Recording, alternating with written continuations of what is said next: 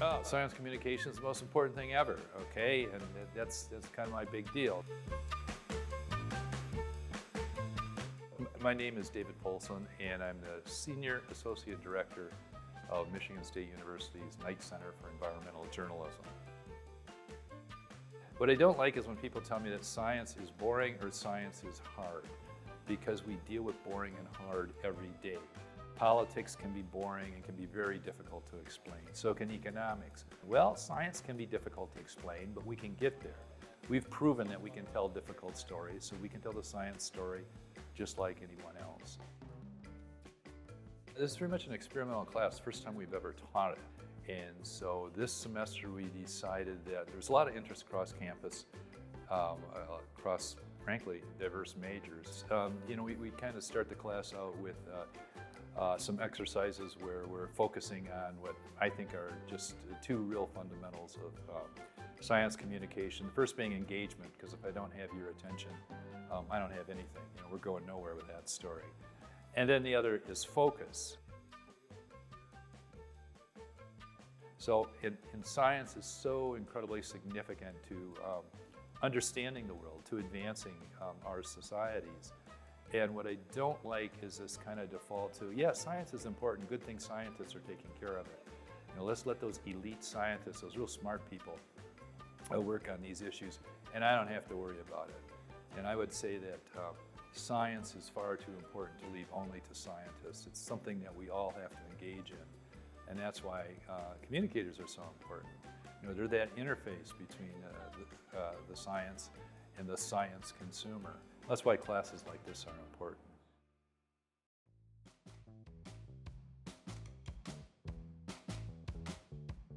It's one of those classes too that really facilitates other people talking to each other. It's probably my first class in 3 years of college where I know everyone's name.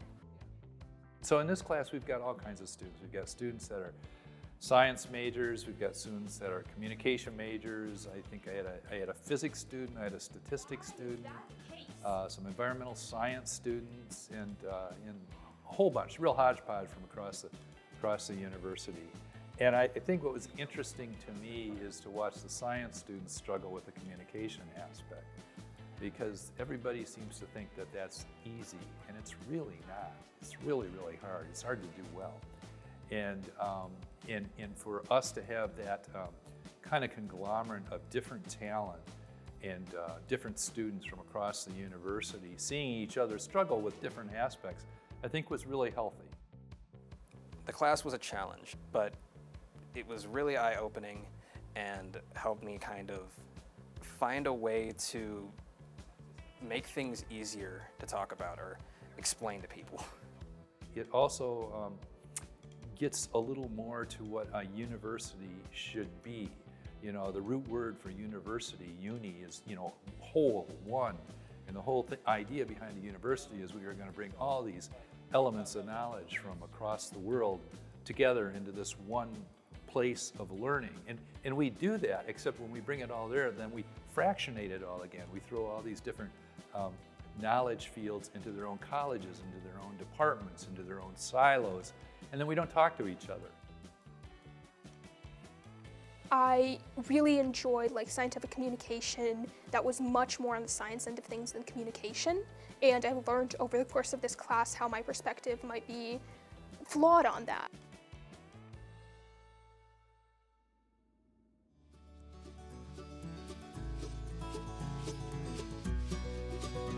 Then we came over here to the museum, and what we did is we looked at a professional exhibit, and we talked to museum people here about how that was put together, how that was constructed.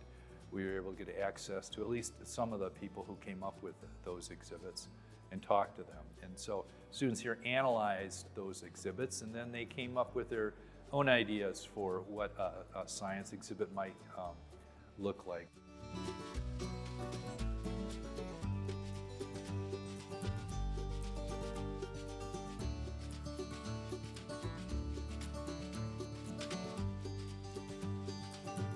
And then another assignment we did is we worked with Science on a Sphere. We learned to massage data into choropleth maps, which is a wonderful skill to have, regardless of science on a sphere or not. and put them up here on the screen behind me, and put data sets on them, and look at what is available for data to use out there. And so they had to take, I think it was 3 related data sets, and use them to anchor a story. And of course, that's the real challenge then. You can find the data. You might reach the technical hurdle of manipulating it on the sphere, but oh, by the way, you got to tell a story with it.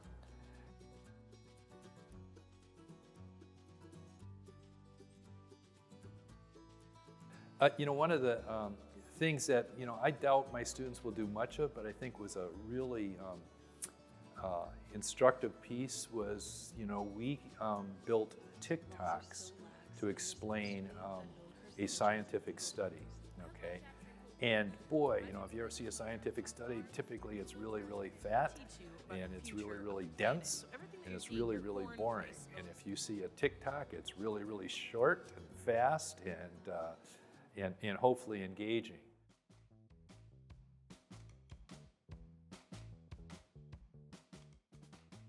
I think my jaw actually dropped because honestly, I was surprised that the professor was doing something this fun. But I was so excited because I've never done anything like this in any of my journalism or science classes before. So we went over to the STEM building where a couple of MSU puppeteers are working on communicating science with puppets. And that was just a couple people that I happened to stumble over. And I said, hey, could I bring my class over there? And they said, fine. And then when I was looking at what they were doing, I said, well, could my class do something like this? And they said, oh, sure, that'll be easy. And I wasn't so sure. I mean, that was a pretty strong risk for us to take on whether we could communicate science with puppets.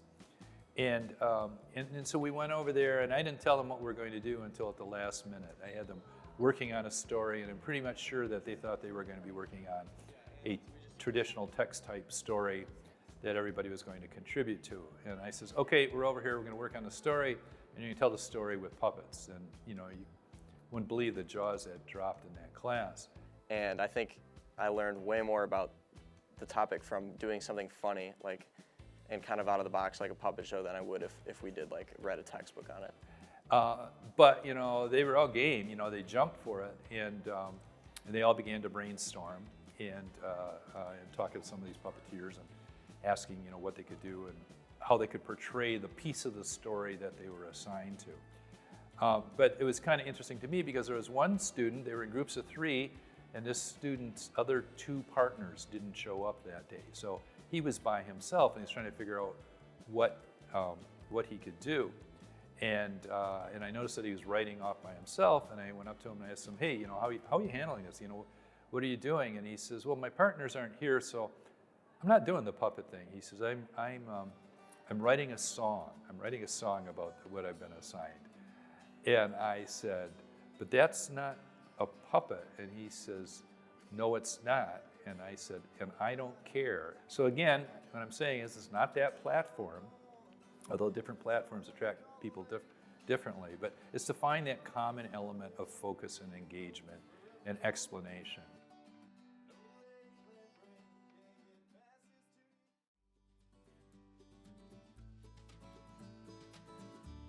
All the assignments were very creatively put together, like a TikTok, a sphere, like a puppet show.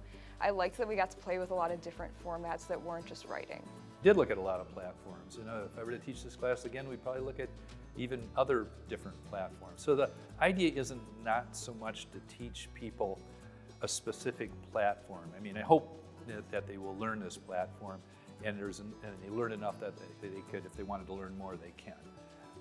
But the idea is to show that there are a lot of platforms out there. They're ever evolving, and whatever platform I teach you right now, 3 years from now, may well be obsolete, or you're onto another platform. So the idea is not to teach the specific platform, but to teach some of the common threads of science communication that run across them.